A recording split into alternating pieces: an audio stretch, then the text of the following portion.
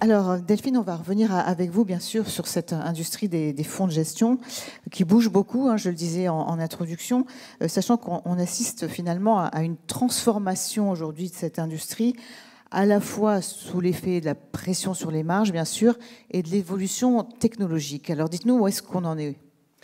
Alors, tout d'abord, je voulais vous souhaiter à tous une excellente année 2025. Et puis, je vous prie d'excuser Philippe Sedbon qui devait intervenir ce matin, mais qui n'a finalement pas pu. Alors, la transformation, oui, on est dans un environnement en pleine transformation. Et donc, il est certain que tous les acteurs de l'écosystème financier doivent se transformer. Nous, nos derniers chiffres montrent qu'on a encore 700 sociétés de gestion en France, qui est un chiffre stable. On a la chance d'avoir en France un écosystème financier qui est très riche, qui est très diversifié, avec des acteurs aussi bien globaux que des petites sociétés de gestion entrepreneuriales. Donc ça, c'est une grande chance parce qu'on a un vivier de compétences, on a un vivier d'innovation. On a 4600 milliards d'encours sous gestion. C'est un tiers à peu près du marché européen, donc c'est considérable. Donc ce chiffre de nombre de sociétés de gestion, je le donne parce qu'il est relativement stable. On a des nouvelles sociétés qui se créent, d'autres qui fusionnent, qui se rapprochent. Mais la dynamique, elle est plutôt dans une stabilisation. Alors, après avoir dit ça, oui, il faut absolument que tout cet écosystème s'adapte et se transforme. Alors, pourquoi? Parce que d'une part, on a effectivement, comme vous l'avez signalé, une pression sur les marges. Alors, une pression sur les revenus, d'abord, parce qu'on est dans un environnement qui est très concurrentiel, avec des nouveaux produits qui sont beaucoup plus faiblement margés. Et puis, d'autre part, parce qu'on a une inflation sur les coûts, alors que ce soit des coûts salariaux, des coûts IT. On a aussi des coûts liés à la réglementation, qui, depuis 20 ans, s'est beaucoup renforcée sur ce secteur. Elle est très lourde quand même, la réglementation aujourd'hui, on peut le dire. Alors, il y a, en tout cas, si vous voulez, on a cette augmentation des charges. Et puis aussi, on a une augmentation, une inflation sur le capital, puisqu'on va aussi sur des produits qui sont plus consommateurs de capital, comme les actifs non cotés, dans cette comment dirais-je, volonté de se diversifier encore davantage et d'aller vers des produits non margés. Donc, 2025, on va clairement continuer à s'inscrire dans cette dynamique. Alors, les transformations, les entreprises de la gestion, elles les mènent de façon très diversifiée. On a des innovations à faire dans le digital, on a des investissements importants, et ça aussi, ça se rajoute au coût à faire dans le digital. On a des rapprochements, quelques-uns qui ont été annoncés en 2024 et d'autres qui ont été déjà réalisés, et puis on aura peut-être sans doute encore en 2025. Donc tout ça, c'est une façon de répondre en fait à cette nécessité de se transformer, à la fois en faisant évoluer son offre, en regardant les structures, en innovant. Le digital, c'est vrai que ça change beaucoup les choses, notamment l'arrivée de l'IA Gen, comme on dit, qui va transformer encore évidemment vos métiers. Alors on va avoir, nous, ce matin, 2 tables rondes. Une donc, qui portera davantage sur la réglementation et l'autre vraiment sur le sujet de la distribution et de ses évolutions. Alors, concernant la réglementation, vous l'avez un peu évoqué déjà, mais quels sont les principaux enjeux, d'après vous, justement, sachant qu'il y a quand même beaucoup de contraintes et des contraintes liées à l'Europe? Alors, c'est vrai que la réglementation s'est beaucoup renforcée sur notre secteur, avec une volonté de protéger l'investisseur. Donc ça, c'était ce qui a été fait depuis une bonne vingtaine d'années. Aujourd'hui, la question doit se poser de savoir si elle est suffisamment efficace, justement, pour cet investisseur, parce que peut-être faudrait-il regarder davantage la clarté de la documentation et son efficacité, plutôt que la volumétrie, qui est aujourd'hui importante. Par ailleurs, ce qu'on peut regretter, c'est qu'en Europe, on a quand même des investisseurs qui sont assez frileux. Et c'est vrai que quand on fait le parcours, quand on regarde les parcours clients, on n'a pas forcément, à la fin du parcours, véritablement envie d'investir, notamment dans les actions. Or, c'est un sujet, parce qu'on a vraiment besoin, collectivement, d'investir davantage dans les entreprises. On l'a bien souligné depuis 1 an, il y a eu beaucoup de rapports qui sont sortis, rapport L'État, rapport Draghi, rapport Noyer, sur le défaut de compétitivité de l'économie européenne. Et donc, avec ce constat qu'il faut investir dans les entreprises, il faut investir dans les actions, et il faut donc que les épargnants puissent le faire, dans des bonnes conditions bien sûr, mais puissent le faire davantage. Ça, c'est un vrai enjeu. Et la Commission européenne, d'ailleurs, dans sa feuille de route, sa stratégie publiée donc, l'été dernier, a bien insisté sur cette nécessité de compétitivité. Et on voit que la réglementation, aujourd'hui, prend des initiatives pour notamment regarder comment on pourrait simplifier les textes, comment on pourrait mieux articuler aussi les textes. Là, on n'a peut-être pas le temps d'en parler, mais sur la finance durable, on a des enjeux. Justement, hein, voilà. Voilà, on a des enjeux d'articulation des textes. Et puis enfin, si je peux conclure là-dessus sur la réglementation, on a quand même encore un sujet en Europe d'harmonisation entre les niveaux nationaux et les niveaux européens. Et ça, c'est un sujet pour notamment la distribution cross-border. Sur la finance durable, hein, effectivement, ces réglementations, elles sont très lourdes. Hein, bien sûr, toutes ces normes CSRD, etc. Peut-être qu'il y aura des moratoires. Enfin, ça a été un peu évoqué parfois, mais c'est peut-être trop tôt d'en parler. Alors, nous, on est vraiment, on a besoin, dans la finance durable, on a besoin d'un cadre. Les gestionnaires d'actifs ont poussé pour qu'il y ait des réglementations afin d'avoir une standardisation à la fois des indicateurs et du cadre. Sinon, on a toujours le risque d'être accusé de greenwashing.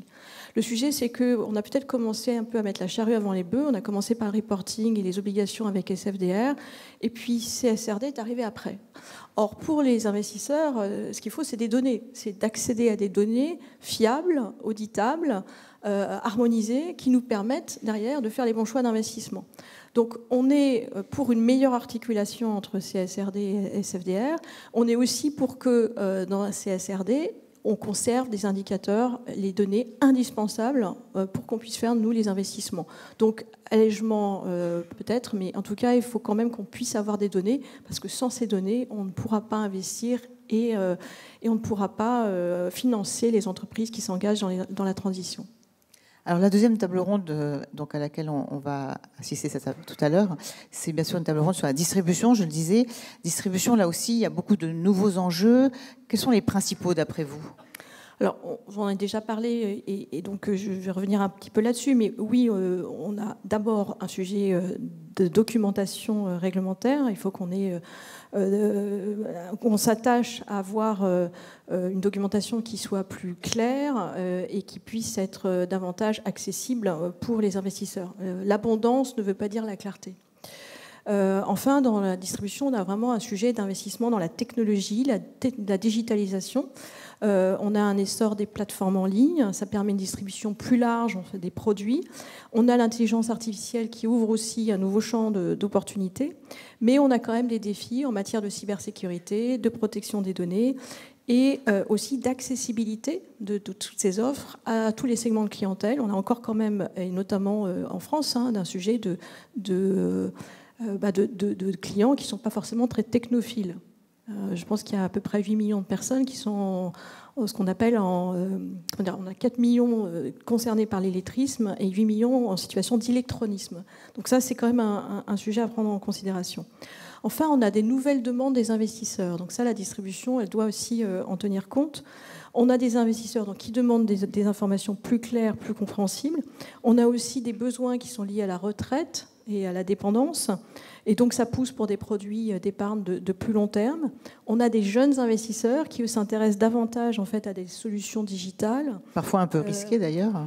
Alors, c'est là où l'éducation financière joue tout son rôle. Et je pense que là, on a également encore beaucoup de travail à faire en termes d'éducation financière pour justement que les jeunes investisseurs ne se retrouvent pas dans une situation où ils n'aient pas une bonne appréhension du risque de ces produits. Moi, quand j'entends que les bitcoins, les cryptoactifs, c'est moins risqué que la bourse, c'est qu'on a vraiment un sujet d'éducation financière. Et enfin, concernant la distribution, je pense que la réglementation est là pour donner confiance, mais on a aussi quand même un contexte géopolitique qui est très, très compliqué et incertain. Et qui pèse beaucoup maintenant sur ces marchés, finalement, et sur les sociétés de gestion. Sur la confiance des investisseurs. Et donc, c'est aussi un challenge parce qu'on est quand même dans un environnement très incertain, avec des crises, avec un contexte géopolitique qui est particulièrement compliqué. Eh bien, merci beaucoup, Delphine. Ce sera le mot de la fin. On peut applaudir donc Delphine de Chaise-Martin.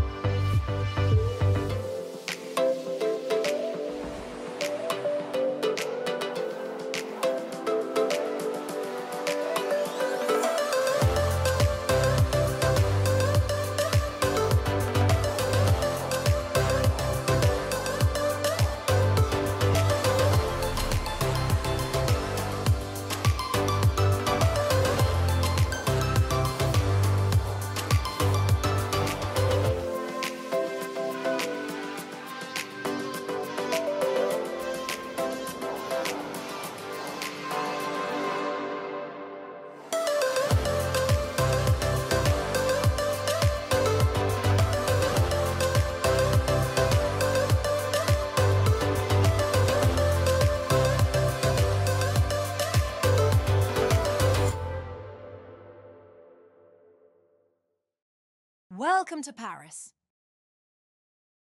Our global fund registration team acts as a one-stop shop, providing comprehensive support to meet all regulatory requirements for the distribution of foreign investment schemes in Switzerland.